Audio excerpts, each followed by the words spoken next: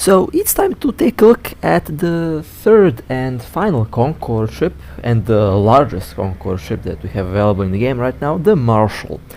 Now this thing actually kind of looks like a shark with all of these fins at the back, and I have to say I personally prefer the design of the smaller CONCORD ships. The Pacifier and the Enforcer are just very nice to look at. This thing does look nice as well, but kind of reminds me of a shark when you directly look at the hull. Now, oh my god, that's a very long list of stats. Roll bonus. You get 100% merit for repelling pirates, minus 25% insurance claim price, 12 seconds damage control activation time.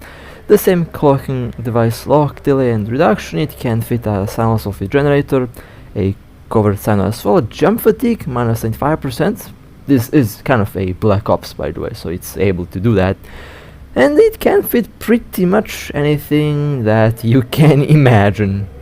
Siege, defense, rapid firing, citadel module. Jesus Christ, this thing has everything. Yeah, we'll be going through all of these modes on this ship today. Will be fun to see how that will work. It also has two new modules that I almost forgot that I'll be showing you today. And well, when it comes to normal skills, you get a bonus on Webbifer range, Scrambler and Disruptor range, which makes them very good for PvP, and as we have seen with the previous CONCORD ships, a bonus on cannons, ray guns, lasers, blasters. The only thing missing are decomposers and drones. Thankfully there is no drone bonus on this. Would be definitely over the top if these things had drones. 8 high, 6 low, 6 medium slots, 7 low slots, 3 combat and 3 engineering rigs. Very good recharge and overall very decent stats. It's on par with the other special faction battleships. Now, I have cannons installed on the ship. However, you can slap any weapon system with the exception of drones and decomposers. And I kind of imagined the Marshal more of as some tanky ship. 20.62 kilometer webs, oh my god, that has a very good range. And the basic shield field inhibitor. Now this basically reduces the resistance of the shield field bubble module. And you have the shield inhibitor and you also have the armor inhibitor. Two new modules specifically designed for this ship. Maybe in the future we will see more ships with this role. But they are over here in the tactical modules, and you go to the tactical disruptors, and there is the armor one. It has the same effect, just on armor basically. Useful for major siege battles and can be used to reduce the resistance of the enemy fleet. Now for the low slots, I actually imagined this kind of like a tanky battleship, and I went with the armor rigs. I highly recommend that you go with integration rigs on the CONCORD ships, because just to balance out the resistance profile. I have a hull on EM and thermal, but kinetic and explosive is pretty much 71% on default. Of course, if I used integrations like I did with the previous ships, this would be a balanced 71-75%, which honestly is decent. And you can, if you want, of course, you can enhance the resistance even more. You can go with a shield tank as well, or armor, depending on what you personally prefer. I prefer armor because it's just much easier on the capacitor. Damage control is insane on this ship. I think this is the second best damage control. The default is 13 seconds, and now on top of the 12 that you get, 25 seconds of damage control duration time on this ship is wild. The only ship that's beating the Marshal in damage control time is the Marshal with 28 seconds. At least that's how it should be. Maybe they changed something that I'm not aware of. But in any case, let's take a look at the stats. Now 402,000 hit points, 79 and 88. Again, if I used the same integrated rig setup, or if I went wild and if I had 4P60 and 70 rigs, well over 90% resistance is easily doable on the Marshal, which honestly is really good. And the CONCORD ships definitely have a lot of options when it comes to tank, a lot of options when it comes to DPS, so 96 and 97% with the damage, and this lasts nearly 30 seconds, by the way. So definitely going to withstand a lot of DPS, and I would Docking say request the accepted. Marshal could very well be a very interesting bait ship because of its stats. You can easily, I mean, if you see one of these ships, there's a good chance that it is a bait, since they're expensive. They're very expensive. They're more expensive than the CNC carrier, and definitely more expensive than the average carrier, I would say. 60 billion on the market right now. The insurance price, don't ask, nearly 200 billion is insurance price, which is ridiculous for a battleship, but it's a CONCORD battleship, so they're special. Now, the repair module. You have the Citadel tactical module, and you have the classic repair module. Both have, I would say, interesting attributes. I personally would use the Citadel one because it gives a lot more repair, and if you want to make a marauder out of this thing, you can do that easily. However, the classic repair module, the tactical repair module, does enhance the repair speed as well as the repair amount, so that's a little advantage of that module. But this tactical, the Citadel module here, does give a lot more repair per cycle, and if you add a good integrated rig setup to this, yeah, you can get some good numbers. 4090 is decent. Not nearly as good as what I have on the Hyperion Bomber, of course, but it's pretty close. So when I say pretty close, it gets 60% of its repair, but of course you have to remember the Hyperion also has a nanocore, leveled up nanocore, and a bonus on repair. So yeah, the Citadel module on the Marshal will be wild if you go with a tanky build. And you can enhance the capacitor even more if you like. I don't have capacitor rigs on this ship, by the way, so the capacitor can even be better. And you can slap 3 repairs, dual adaptives, and a damage control. Should enhance the repair a lot while taking a little hit in the overall raw resistance, but honestly, for the extra repair it might be worth it. Now you have 3 repairs, and all of them repair about 12,000 every cycle. With my current cheap rigs, it might not be much, but if you really go and do a proper integrated build for the Marshal, yeah, you will get about 5 to 6,000 armor repaired per 4-5 seconds, which is really wild for a non-bomber battleship. Well, technically this is a fusion between all the ships, so yeah, that's one thing to keep in mind. You can also use the defense module here, which does give you extra resistance, and now this also works really well, by the way. If you want to use this module, you can 81 to 89% with my cheap build, which translates into 95% if you would have a proper integrated rig setup, and that's 95 on average.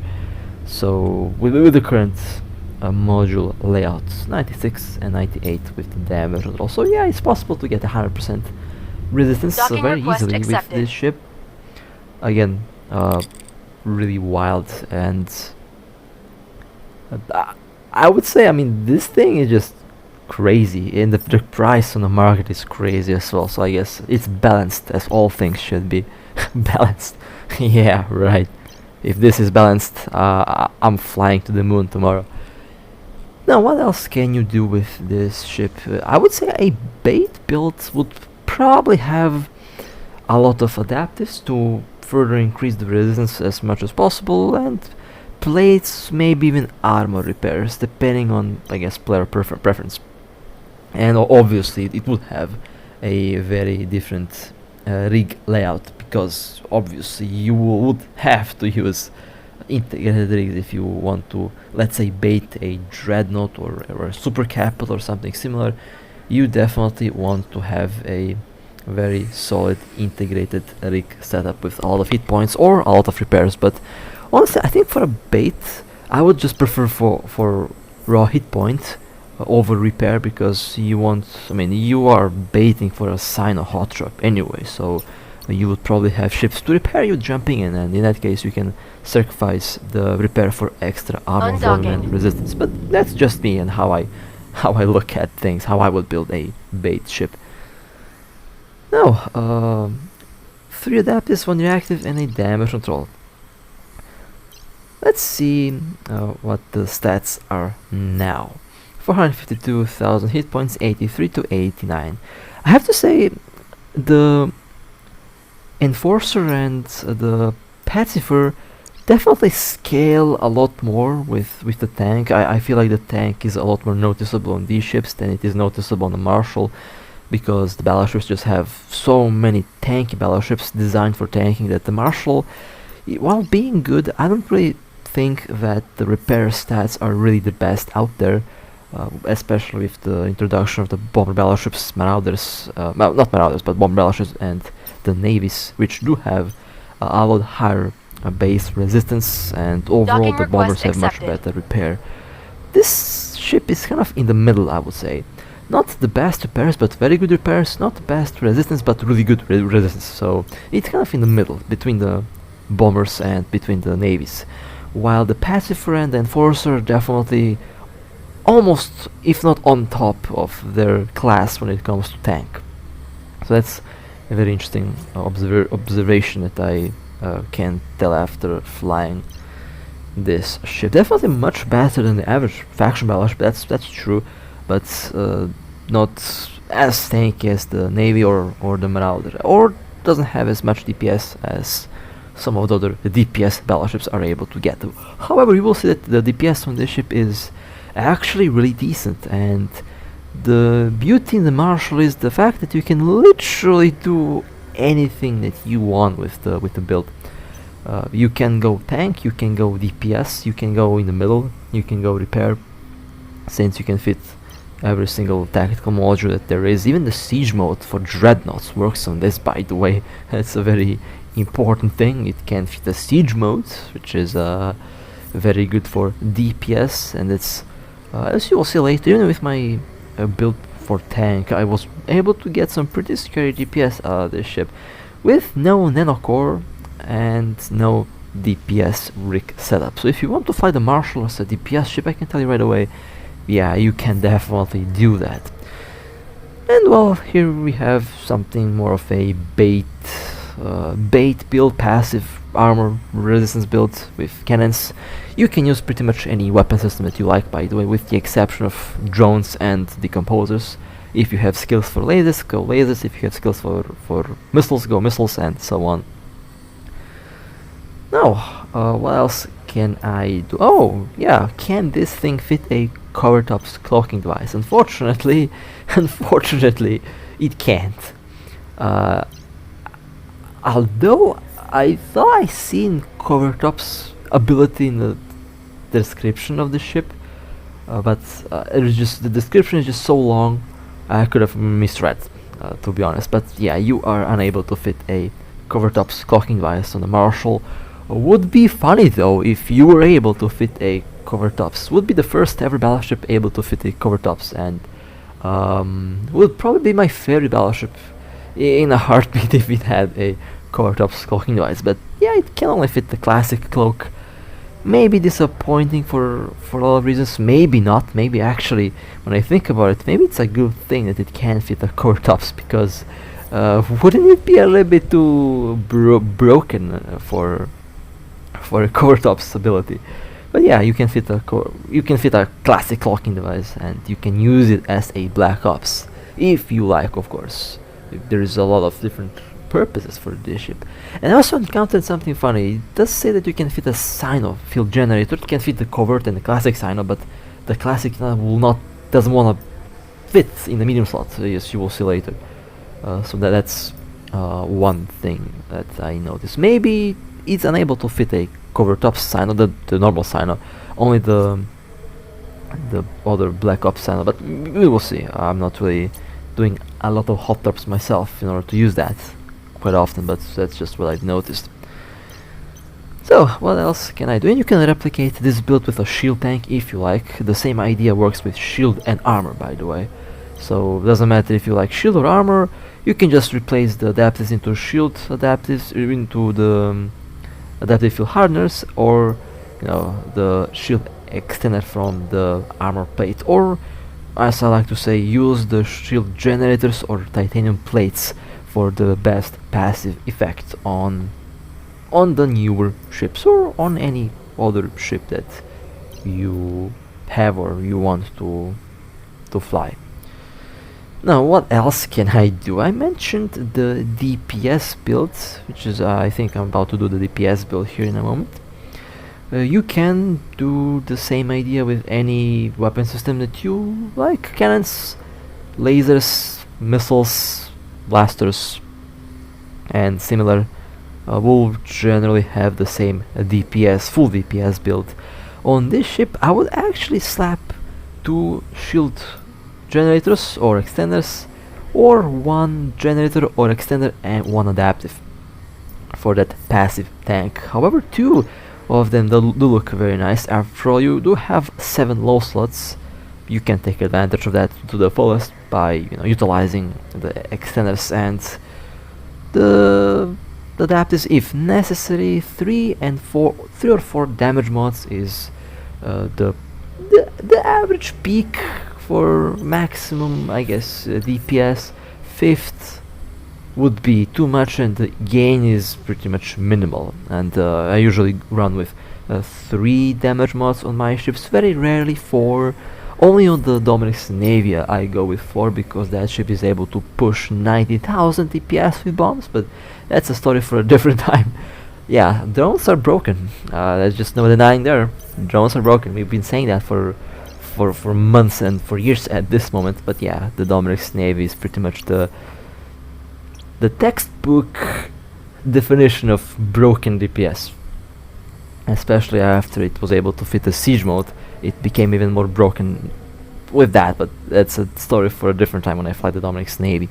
Now we're focusing on the Marshal, which is kind of busted in its own way, to be honest, but I don't really think it's on the same level as the Dominic's Navy and drones in general when it comes to the busted DPS. But as you will see, this thing can get some very nice DPS stats. I would say the Marzian Macariel might be slightly higher when it comes to the DPS, but honestly, for the extra tank, it is not exactly better, but I would say it will feel much easier to use. And of course, it has a siege mode, which I installed. Let's take a look at the DPS now in this little ship. I kind of wish. If you remember the old CONCORD design, that ship was beautiful actually. I really wish that they kept the old CONCORD design from like 2007, 2008. Those are, you can actually Google that. I'll just add a picture on. Let me just bookmark this. I'll just add a picture on the screen here. I wish that they kept the old school CONCORD Battleship design. I loved that. It looked amazing. Anyway, let's take a look at the damage control. 1.4 million, 88% resistance for 25 seconds. Honestly, really good. That's really a lot of damage control activation time. It should be much easier to use for full glass against some certain tanky ships. Now with the extra buffer and with the extra damage control duration, much better than the Macariel, but still not as good as the Mars. 4,600 DPS is right now with the siege, and that is without the barrage implant. I'll install the barrage implant real quick, and we will be checking out the DPS with the current setup. Of course, this is again a reminder. Request accepted. This DPS is with 0 DPS rigs. I have tank rigs for armor installed in this ship at the moment, so you can absolutely go much higher than what I'm going to be showing here today. And of course, no nanocore as well. That's also a very important thing to note. So, you also do have the rapid firing module, however, I mean, depends. If you want the best DPS, go with the siege. If you want tracking and a little bit of DPS, then go with the rapid firing module. Now, both have their use and they have their advantage, and obviously you cannot fit both of them at the same time. That's one thing also to just mention. You can only fit one of these modules on the ship. Imagine if you could fit all 4 tactical modules. Yeah, let's not go there. That's something I don't really want to imagine right now. will be pretty insane to say the least. Anyway, 73,000 in shield, not bad. And now with this mode enabled, yeah, definitely lower DPS, but you get tracking, and tracking can actually be a lot more important in some certain occasions when you're fighting smaller, faster ships. And 3,600 DPS is with the rapid firing module on the Marshal. Now, let me slap the siege tactical module again. And this works with missiles, by the way. It works with any weapon system. The siege works with every weapon system. Missiles, drones, anything. And now I have the barrage implant installed. Well, let's take a look at the let's take a look at the DPS now. 5.2 thousand with no DPS rigs, not bad, not bad. Even with this current build, I think I would be able to melt the average Battleship within a couple of moments. 8.5 thousand DPS, okay, not bad. Actually pretty close to my own Macarial with very similar build. Yeah, definitely has the potential to have some good DPS. I mean, as expected, does have some good stats, so we can kinda already get the idea of its DPS at the end. It of course can get more with an nanocore and more with better rigs for DPS. Now the most, I guess, the weirdest Marshal build, the PvE Marshal. Now obviously the primary purpose for these ships is to be a debuff ship. You know, it's kind of meant to be used in a fleet, in siege battles, in fleet battles.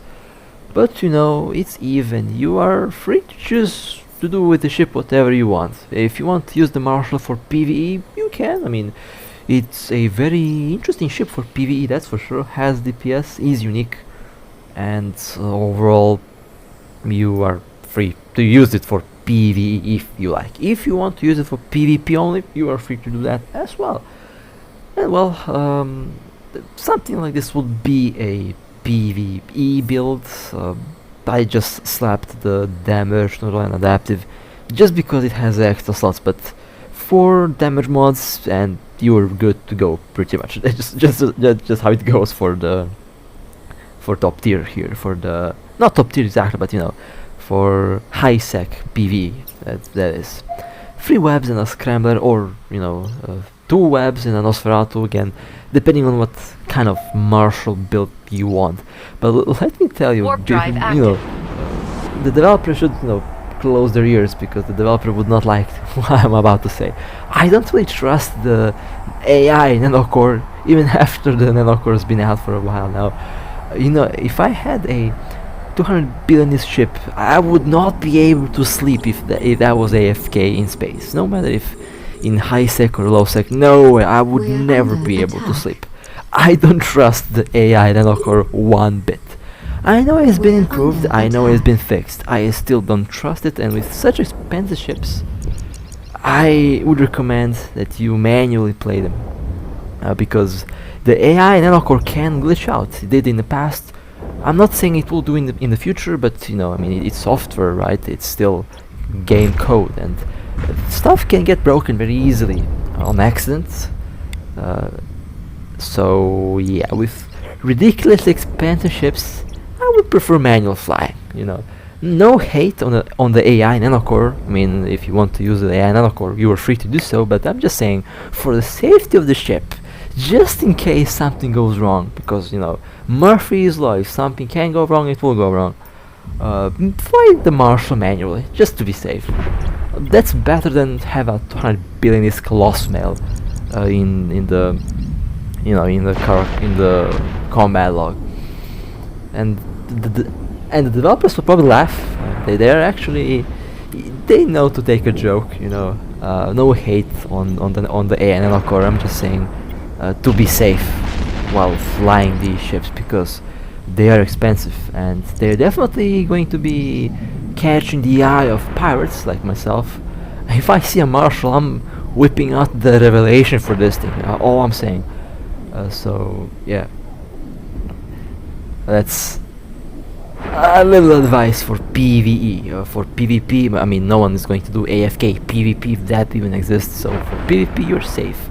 I mean, I have a golden core myself. It is, I think, it does have AI unlocked actually for the Hyperion bomber, but I don't use that thing for PvE. That's a purely PvP ship with a crazy amount of tank. And also, I forgot to mention, the Citadel module does give you extra capacitor recharge, which will help a lot by enhancing your capacitor, making the tank last even longer. So overall, yeah, I love the ship so far. Too bad I'm not going to be able to fly it for too long. This is not my ship. I borrowed the ship from a friend, so I have to return this in one piece. But this thing is expensive, and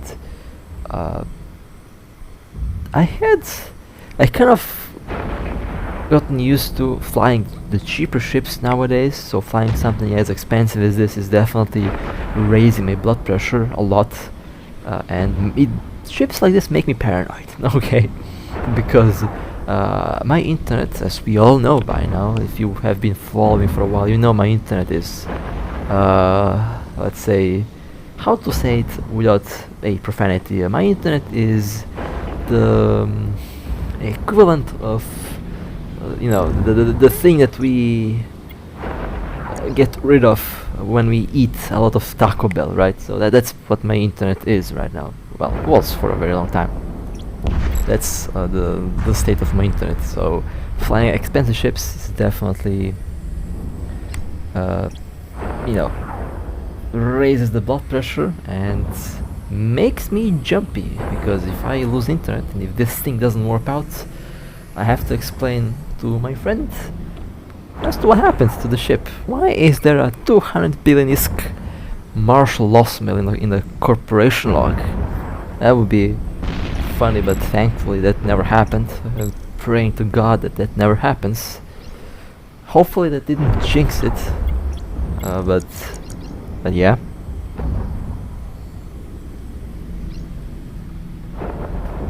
I just quickly said a prayer, just in case, just in case the devil heard that.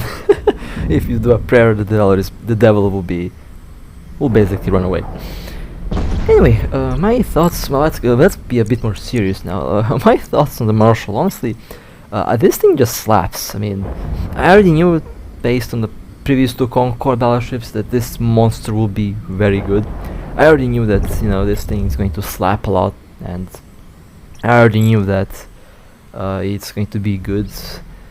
Some of you did not agree with the Enforcer being the best cruiser. I actually agree. I personally don't agree with what I said as well, by the way, because saying that something is the best of the best isn't really accurate in EVE. There is no thing as the best ship, except Friendship. That's the best ship in this game.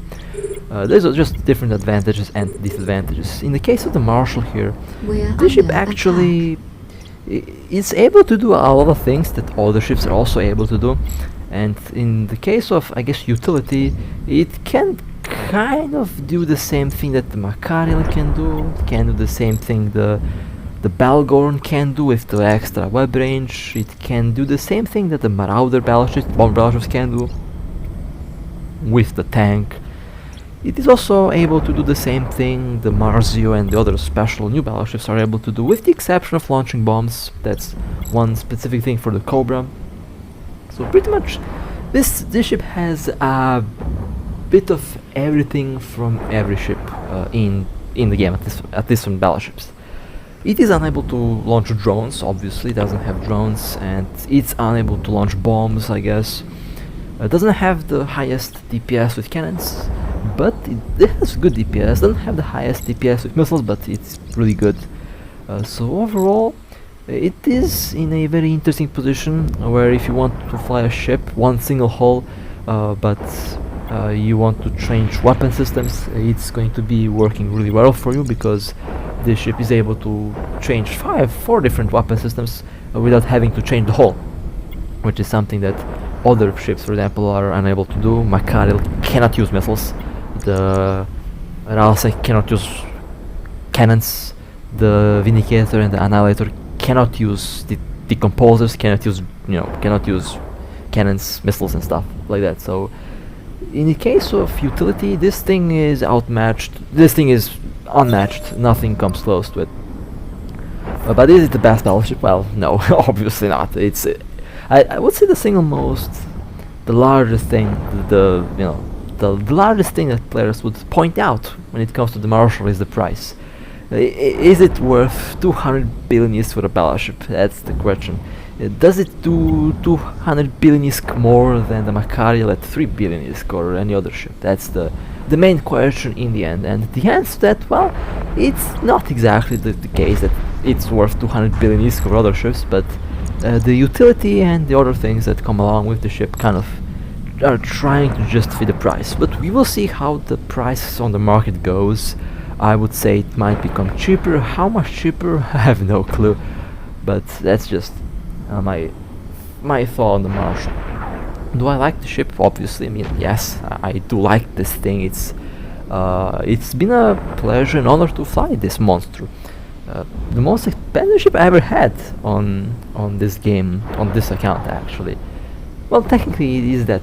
Yeah, I think it's the most expensive battleship I've had so far. Yeah, nothing came close to. Actually, it did have some ships that came close to the price, but the single hull value is definitely the highest I've ever seen on a battleship so far. But with that being said, tell me what you think about Marshal. Is it a good ship? Is it a bad ship? I'm interested about what you guys have to say about the Marshal. And with that being said, stay safe, fly safe, and as always, I'll see you next time. Warp drive active.